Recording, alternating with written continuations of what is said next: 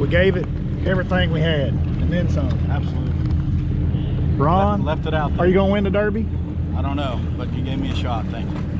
Hey, what's up, YouTube? Welcome back to the channel. Guys, this is day 2. We talked about this at Toho. This is on my quest for the Elite Series. This was the first tournament of the year. I've already dropped the video of day 1. This will be day 2. Some interesting things happened in day 1. Really, it's been a struggle for me all through Toho. Practice was tough. The tournament ends up being really tough. I want to start this off with, this is a pretty cool story that I've got on day 2. I draw a guy that is actually leading the event. And his name is Ron Shakespeare. He's from Toho. He lives there in St. Cloud. Some things that kind of really changed the dynamics of this. I get a phone call at night, which is normal, of our day 2 pairings. And Ron is very laid back, relaxed about the situation. I don't even understand that he's leading the event when we first start talking. It's a normal phone call. He calls and talks about a few things, asks me if I'm fishing any offshore grass. I told him really I was just kind of beating the bank. I was kind of hoping to run into some spawners here or there throughout the event was what I was hoping that I could actually sight fish, which never came to happen. But either way, it really was slim pickings and for me, myself, and for whoever was going to be in the back of my boat. Ron kind of acts like he's going to try to make the best of the day during the phone call, and somewhere through it, I kind of started thinking, man, this guy really acts like he caught some fish today. I asked him if he had a good day. He said he did. He said he was actually leading the event and had 13.5 pounds on day 1. So that's a huge lead. There's a lot to be said there as far as what he had already done on day 1. I personally understand what it's like to win one of those trophies. And I knew that he didn't require much to get that done, potentially, on day 2, because they only have a 3-fish limit each day. With him already having 13.5 pounds, 6 or 7 pounds puts him up around that 20-pound threshold mark. And as tough as fishing had been on Toho for this event, I knew that it wouldn't take much. While that being said, out of the back of the boat in the areas that I was fishing, because I was catching 9 to 10 pound bags each day out of the front, a 2 to 3 pound, 2.5 pound average out of the back was going to be pretty difficult. I asked him if he had any places that he wanted to visit during the day. We were allowed to share information between co-anglers and pros. He said he actually had his boat there at home, and he had a couple of digits that he wanted to fish. The only thing that I laid out was that, I didn't want to be within a mile of anywhere he fished the day before. That really put him in the open. I said, I'll give you the first 2.5 hours of the day. You bring your digits. You want to fish some offshore grass, which generally leads to wide open 360-degree fishing from the front and the back of the boat, which allows the co-angler to really have good odds of catching some fish.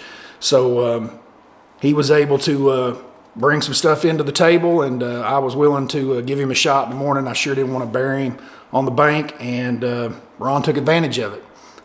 We'll get into that. I'll show you the first episode of the morning, but he starts the day off with a nice fish that's right around 3 pounds and finishes this thing off. So this is a really cool day that we had together. Ron goes on to win the big trophy and everything. So you guys stay hooked up. Hey, don't forget, bump that like, hit that subscribe if it's your first time here, guys. Let's get to it. Day 2 of Toho.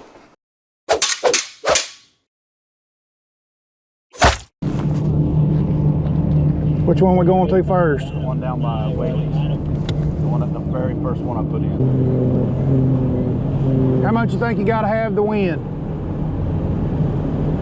Well, day 2 weights are usually lower, so I'm going to say 22, 24. Yes, sir.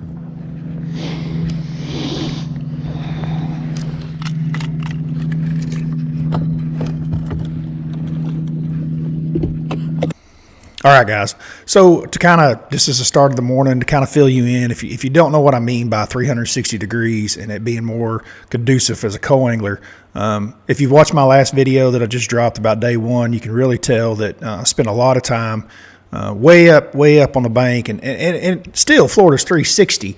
But anytime you get open areas like this out here, where we started here on Ron's spot, it's just more conducive for a co-angler. I mean, you literally can catch one any direction, 360 degrees around the boat. There generally ends up being a sweet area. You'll come to find out whether it's created by current or a clump of grass or a hard spot on the bottom or something like that. That does happen, but still a lot of times it's a pretty good size area. And then a lot of times you still just catch fish randomly throughout it. So I knew this was a good opportunity for him to have a good start to the day, is what I was hoping anyway, and really just kind of open the doors for both of us, quite frankly, to be able to catch fish. I didn't have a lot going in the mornings. I wasn't very successful. I kind of needed the sun to get up to position some of the few fish that I was catching. They were target oriented, whether they be on a dock or bed fish. I kind of wanted the sun to be up anyway. So this was a good shot for both of us to go out and have an opportunity to start the day off on a good foot. Been hitting it on a slow cost, but it's been colder. What's the water temperature? I don't know, they're on me again. I don't know if those are bass. There's a million of them on it. Now the good thing is, when you find crappie, There we go. I got him. They want it slow, like stopped. Like stopped, dude. There was like 5 of them on it. And I just let it sit. Yeah, dude, I had all the respect in the world for you last night. Most co-anglers, they don't understand what the deal is and what the game is. And then they start with, usually the situation is some guy from Tennessee, right? And he drew a guy that was out here on the grass that was on him. And he ain't got a clue. And then they're like, you know, wanting a damn guided trip during the day. And it's like, dude, that's not what this is. I'm here for the whole season fishing for points. And I can't do that. And then they're whining, don't you have any grass somewhere? And you're like, no, I don't. But you were a totally different situation. Well, I don't want to stick you up there in a damn 2 inches of grass mat, you know? Well, at any point punching, you can catch a big one. You know that.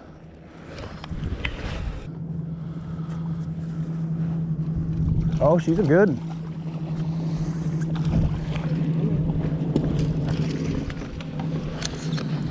Good job, dude. You already got your sauna on. Hey, I got one. so they're biting.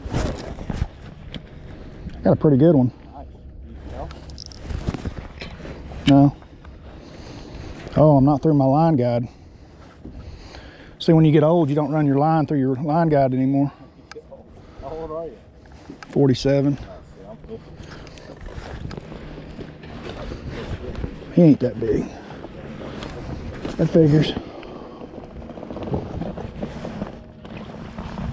He got 2. You should be able to throw right on it. It ought to be right in front of the boat. Nope, get it.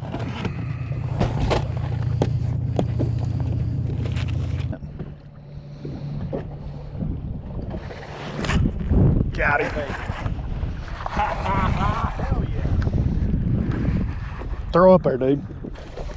I'm not trying to screw you. It's just boat positioning with the wind. You know what I mean? And trying to keep live scope on it. Maybe that'll fire them up. You know what I mean? Oh yeah. Yeah. Old Shakespeare. He was just destined to be a fisherman. Got him? Yep. Big one? Come on, baby. No.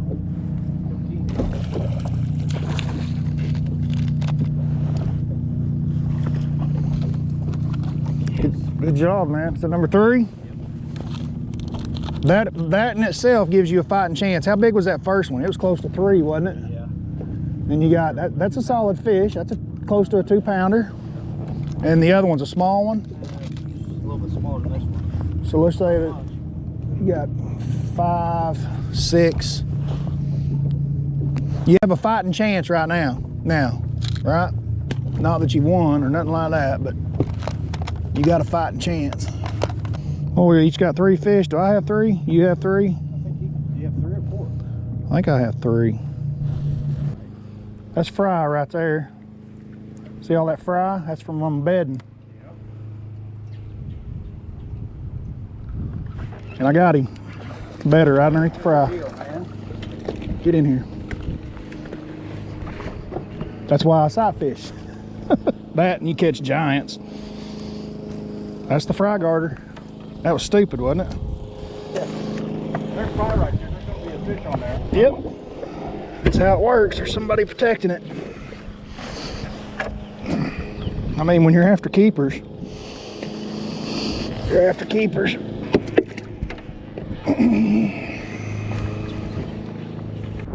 No. What the hell is that? Where? That's a fish. That's a fish. That's a fish. Get away from that dock. Get away from that dock.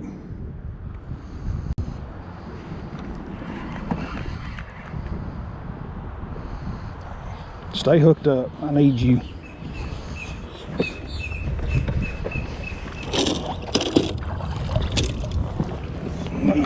That'll help. You see one up there? Yeah, I'm telling you, it's right there. Yep. Yep.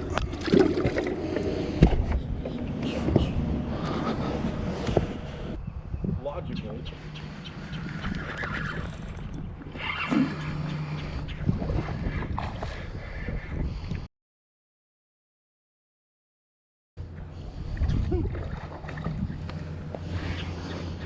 You need me to move? No, you're fine. It ain't no giant, but it will cold. Oh, it'll call. Old Ned rig doing work in here. Peeing. I need their girlfriend. But due to any cast, it could be 8-pounder. That's crazy. They ain't big. But at the end of the year, it's better than coming in with 1 or 2, like I did in Alabama.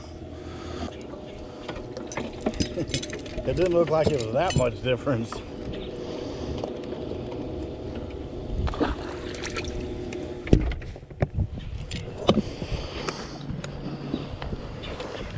Working and working. All right, let's get out of here. We still got plenty of time to go catch us some big ones. We need a 7-pounder. That'll help something. So we decided to make a move and get out on some mats out here closer to the main lake. We've got about 2.5 hours to fish, maybe 2 hours to fish.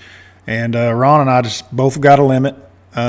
We both know that we've got a decent limit as ballpark is what we need to have. I think I'm somewhere around 10 pounds, Ron somewhere around 6 to give us a fighting chance of what our goals are. Keeps me from falling off the cliff and definitely gives Ron a chance to win, putting him up around 19.5 pounds or so. We kind of take a gamble here. We both wanted to do this. You can catch big fish at any point in time flipping in Florida. So it's really what we came out here to do, was just to spend our last couple of hours just punching mats and seeing if we could get fortunate enough to get a big bite. I know Panger had caught a big fish in practice, and then the one in the event, he'd caught a 7-pounder on the first day of the tournament punching hyacinth mats. So really what we want to do to try to finish our last 2 hours, we are unsuccessful in this. I don't think either one of us has a bite this whole time. Ron gets a little nibble, I think up high on a mat one time, but other than that, it was unproductive. And but you know, at any point, you get that bite right here that we're looking for. I mean, a bite of that size, 5 to 6, 7 pounds, puts me way up there, and then of course would seal the win for Ron. But long story short, congratulations to Ron. It is enough. He goes on and wins the event. First place on the coangler side. Great dude, great fisherman.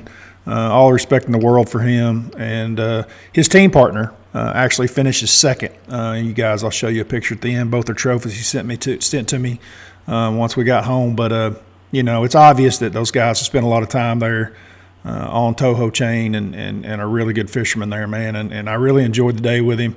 I'm glad it went his way. It just wasn't my event. I am happy that I got out of there. I think I finished 56th or 57th place. So out of 225 boats, it wasn't what I was after, but it was better than finishing 150th, which is where I think I left Harris Chain last year. So in that aspect, it was a good event. Like I say, congratulations to Ron, man. It was a pleasure to fish with you.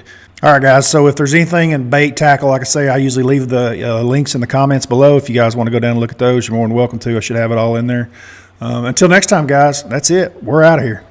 We gave it everything we had, and then some. Absolutely. Ron, left it out there. Are you going to win the Derby?